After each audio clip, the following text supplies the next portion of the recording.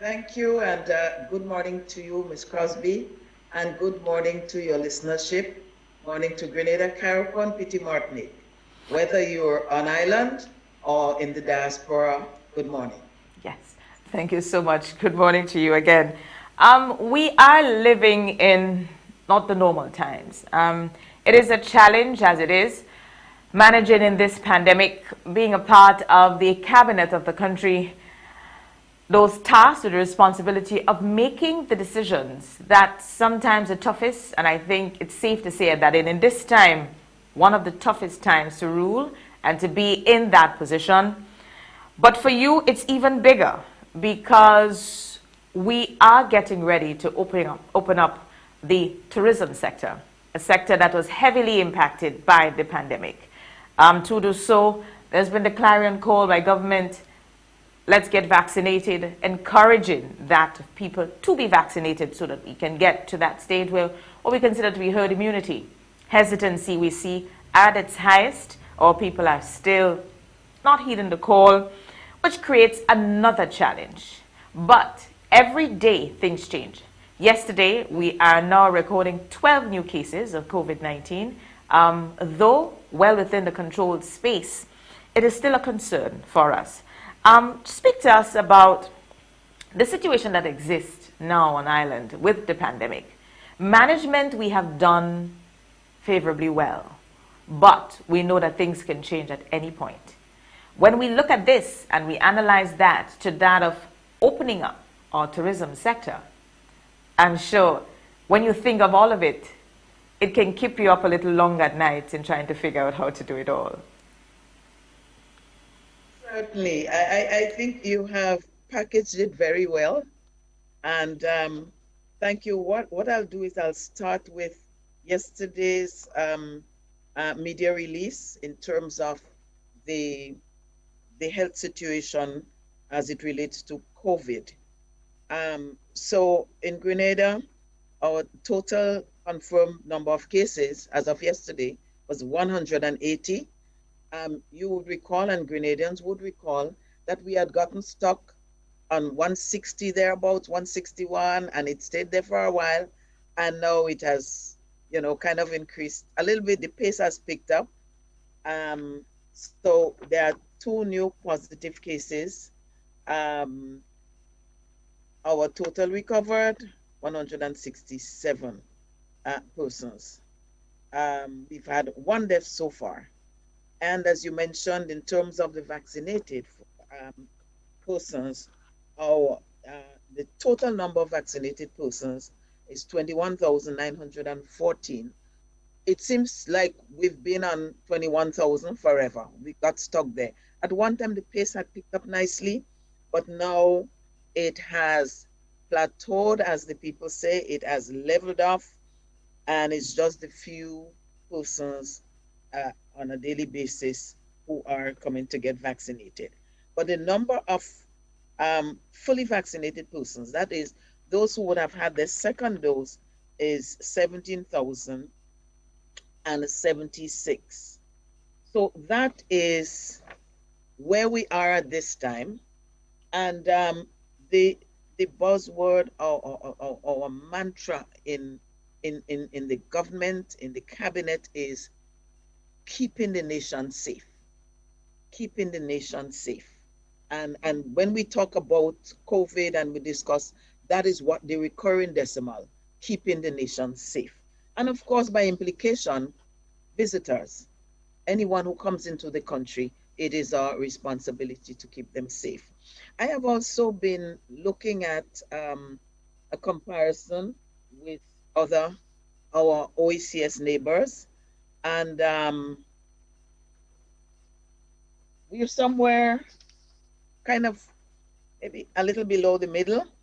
Um, Looking at the total numbers, we have Antigua and Barbuda at the top, and followed by St. Lucia, St. Kitts and Nevis, Grenada, then the Commonwealth of Dominica, St. Vincent. And interestingly, in terms of numbers, we have Anguilla and Montserrat down at the bottom. However, in terms of percentage, Anguilla is on top because their population is much smaller than ours. So they have vaccinated 62% of the population. St. Kitts, 50%. Antigua and Barbuda, 39%. Montserrat, it's 32%. Dominica, 29%. Grenada, 19%. And St. Lucia 17. Actually, some of them, Grenada is 15%, 15.1 are fully vaccinated, and Dominica is 27% fully vaccinated. Antigua and Barbuda 32%. I make this comparison because if we are to talk about vaccination, there are well, or immunity or resistance to the disease, to the virus. There are two ways that you can get immunity. One is if you have the disease and you build your and the body builds its own antibodies, or if you take the vaccine. Now, the number of cases, and I don't want to go too much into the other countries, but if you look at the number of cases per country, you would realize that the number of confirmed cases are much more in the other islands than ours. So it means then, if we compare in terms of immunity and defense to the virus, we are down on the ladder because we haven't had a lot of people who would have had the disease to develop their own immunity. Now, that, in one sense, is very good. It means that Team Grenada has done well. Our government has made extreme efforts, extreme sacrifices to ensure that our nation remains safe. So, for example, in terms of lockdown, the lockdown was implemented at the right time, but at a cost to the economy.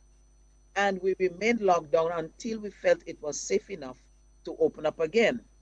And so uh, our own our own achievement is to some extent um, acting against us. Um, and I want to make that clear that the achievement is great, it is laudable, but also because our people have not had much contact with the virus, then they become more vulnerable. So it is one of the negative side effects of that. Although we're proud of what we've done and Grenada has been lauded, government has put its money where its mouth is. Um, our prime minister would have made the tough decisions where to put the money, how to purchase. And I see here that the number of PCR tests, 50,000 and counting. Um, and these have to be purchased, billions of dollars. And our prime minister made the right decision to purchase the necessary materials for the test, the PPEs, whether it be masks, whether it's the outfits, whether it be gloves, and all of these were done to protect the nation. So we have, I think, overall, as a nation, we have done well, and I want to applaud the ministers and the Ministry of Health for what they have done as well to keep the nation safe. However, the other way of getting immunity is by taking the vaccine. And our numbers are really crawling. Um, I am told that we're looking at about 80% vaccinated on island, and we have 15%. So we are a far cry, and especially when you look at the the period of time that we have been doing that, it does leave a lot to be desired. So I just want to put a plug here before I forget to encourage our people to get informed because there's a lot of scaremongering, there is a lot of misinformation, disinformation, and unfortunately, the few naysayers, they're louder than the positive ones. So many negative things are being said about the virus that it is no wonder why people are afraid. And I empathize with those persons who are frightened by that, but I want to encourage get the information. In our ministries, we have made physicians available to speak to different persons in our statutory bodies. We have done that as well. There have been physical meetings as well as virtual meetings. And I think um, we need to step up as a government to provide more authentic information to the nation. But I also think that private sector and everybody, this is a national issue. It's it it affects all of us, and it affects all of us negatively. I mean, even in the construction industry, things are happening now where you could have gotten certain material from Trinidad and so you're not getting it. So it has to come from very far. And I heard my colleagues in trade speak about that. So the cost of things are going up. So it's affecting all of us negatively. And I think what we need to do is come together and find collaborative ways and innovative ways and encouraging ways to say to people, let us get vaccinated. Let us do what we have to do because the economy too is suffering. Everyone is no secret that we should have had seaborne every other Saturday coming in with passengers. And while several other destinations, several other countries would have taken up the opportunity to bring in uh, cruise ship guests. Um, this morning I saw something from the Bahamas. They welcomed some 4,000 plus persons, and it was Carnival for so. And we are saying, first of all, from a policy point of view, that one, we do not have the level of vaccinated persons. Our people are not safe for us to bring. And while we're mandating that visitors should all be fully vaccinated, but for the safety of our people and because of the low level of vaccination, we still have that concern. So our first and foremost priority is to take care of the health, but we have to take care of the economic health as well. And so we have to look at the vaccination at some point in time. It's quite a balance. It is a very, very big balance to strike Some of there. our people, I mean, there are about 5,000 persons who are directly affected by COVID to the Yeah. tourism industry. The hoteliers are just picking up, and I'm happy to say that in terms of stayover passengers in June, we had 4,192 persons coming in. In January, we only had 759. February, 533. So it's picking up nicely. In May, it was 2,000 plus. In June, it is 4,000 plus. And I dare say July and August, I believe we would have We would larger have. numbers. However, it has to be managed. It has to be taken in context with the number of quarantine facilities we have. We are still insisting that persons who are fully vaccinated still have to stay in for 48 hours before they leave. And all of that is to protect us and to protect our visitors. So it is a very, how shall I say it?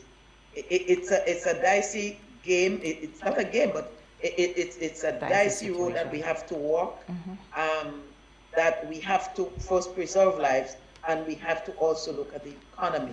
And so far, all of the data from abroad is showing that vaccines do save lives. And now they're saying that the pandemic is a pandemic of the unvaccinated because over 90%, high 90s, of the people who contract the disease, they're unvaccinated. Yeah, well vaccinated. So it tells its story. Yes, it does. It does. To go closer to home now, we know that around this time of year, you would be outfitted in your traditional wear. If it was our normal Carnival Tuesday, a known Shotney supporter throughout the island. I think we know that about you. But it's not Carnival Tuesday. And we do have carnival like activities happening. Our traditional masks were on display yesterday. We had the jab jab that's happening. So I know that this one, it is not as if you're divorced from this because you are a partaker of the tradition. But it's different now. How concerned are you about carnival-like activities that's happening now? What's happening right now as we speak in certain parts of the island, and its impact on our COVID management and our COVID status tomorrow? So first of all, I want to say hats off to the leader of the Shortney band that I'm affiliated with. I visited him on the weekend, Gaja, that's my boy. I said, "Oh, you all quiet?" So, the place was quiet, just his family. And he said, "Doc, the government say no carnival. I'm not playing carnival. I'm waiting, and hopefully next year would be better." And so I want to applaud him for this decision he and the band took. And I have not seen them on the streets. Um, we, as a government, we have watched the um, the movement of things over the past weeks, and there was some expectation that there would be some carnival-like activities. We have tried our best. We have sent PA systems out into the villages to warn persons, because we've seen what COVID is doing, the havoc. And I didn't talk about the number of deaths, but some countries have experienced within the region, hundreds of persons have died. And again, because we have been safe and we have only had one death, there is some measure of complacency. And I guess that's human. That's human. But on the other hand, the healthcare personnel, they're telling us that it is a matter of time. And if we look at what's happening everywhere else, I too have to say I believe that they are correct. It is a matter of time for us to get some cluster, some outbreak somewhere, and we keep monitoring the situation and looking for it. So in that regard, I also too must applaud the Commissioner of Police and his team. I have not heard of any police abuse.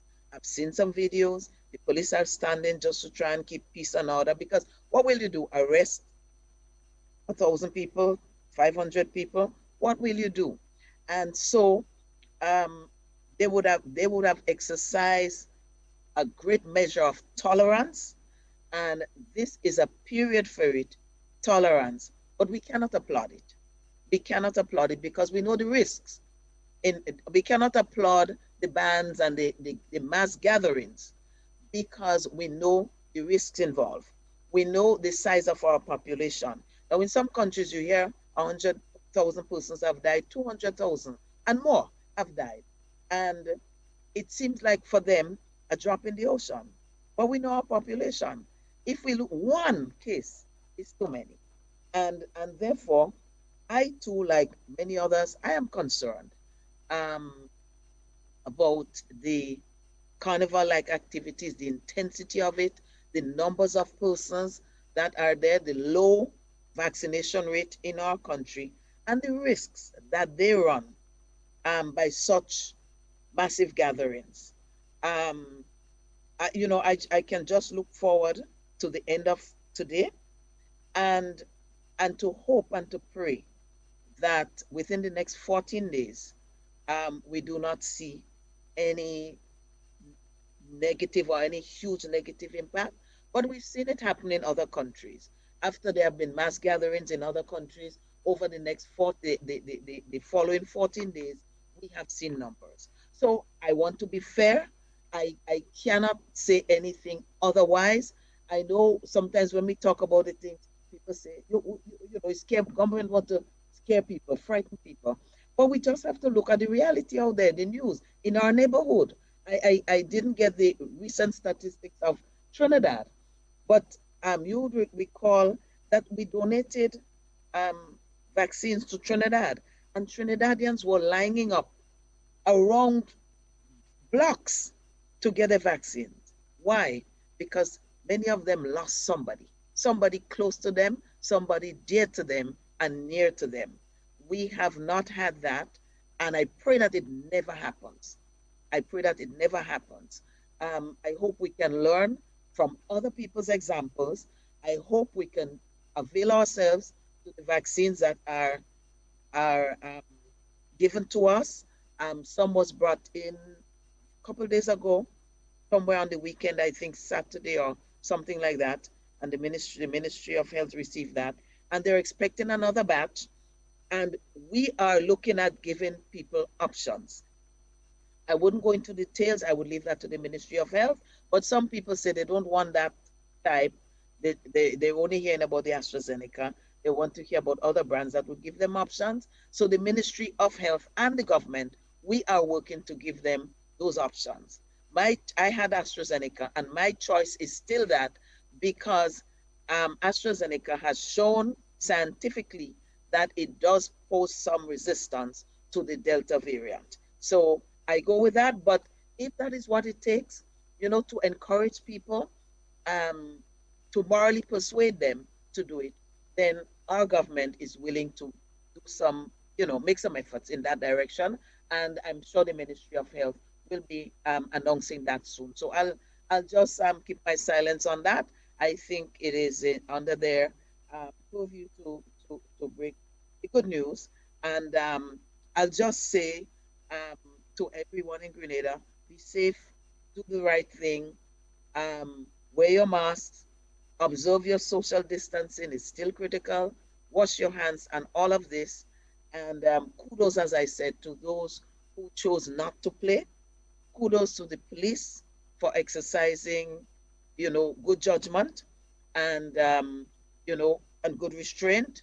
And I can't wait for this evening to be over. I can tell you that. And I just wait with bated breath, and I just hope and pray that my beloved nation, that all of all my brothers and sisters remain safe through this extremely difficult period. Modeste, thank you again for joining us. We know that we were delayed, but the information well received, and I think it is a concern of most of us now. What happens in the next 2 weeks after what's happening now, knowing that we all have a responsibility, and also the reality that what we laud now as pretty good management of the virus, that things can change overnight, and that is what we're hoping will not happen. So again, thank you so much for being with us, sharing the information. I'm sure we will Can be I have just speaking. last thought, share one last Sure, thought? no problem. I did say before that this is a national thing and that we should all come together. Um, this one is personal. This one is me, not as member of government or Minister for Tourism. This is Clarice Modeste here. And I'll take the fallout personally for that. I know there are persons who, you see certain um, statements that sort of telling people come out for the carnival, jab, and so on and so on. And and some of the people it seemed to be coming from are persons I thought were responsible persons. I see a number of there are new political parties coming out. And I am asking myself, I haven't heard them make any statement for or against. This is about life and death. This is about leadership and management of a country. And I would like to hear what their thoughts are on, on Carnival, what their thoughts are on the vaccination, and whether they would encourage persons to get vaccination or say, I stand against it, and these are my reasons why I stand against it, and these are the options I am throwing out to Grenada that we can use to keep Grenada safe. I think it's a time for persons who want to be leaders to stand up and defend what they believe. And I will end here. Let Team Grenada come together and let us save our country and get it back on an economic footing. And kudos to our Prime Minister and to the government of Grenada for taking a stand and putting the nation's money to work to save this country. Thank you very much. Have a blessed day, Ms. Crosby, and thank you for the opportunity. And thanks to all Grenadians for listening.